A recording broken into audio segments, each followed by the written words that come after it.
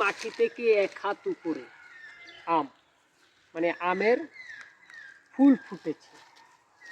দেখছেন অসংখ্য ফুল ফুটেছে, অসংখ্য ফুল ফুটেছে, ফল ধরবে, কিন্তু এই ফল কে খাবে কেউ জানে না। চলেন একটু বলি। দেখেন কত নিচে অসংখ্য ফল ফুল, মানে এই গাছটার কিন্তু ভাই বয়স হয়েছে, মানে এতটা বয়স হয়েছে যে আপনি অবাক হয়ে যাবেন এটার বয়স শুনলে। এটা আমাদের দাদার আমলের। দেখেন চারিদিকে ঢালে, এই যে গাছ হইলো এটা, বুঝছেন? এই যে মাটি থেকে একে মাটির সাথে, একদম বলতে পারেন একদম মাটির সাথে, বুঝছেন? এই যে মাটির অল্প একটু এত পরিমাণে এই বুড়া গাছে ফুল করছে যেটা আপনি অবাক হবেন, বুঝছেন? এটার বয়স আমার বাপ দাদার আমলের চাইতেও বেশি।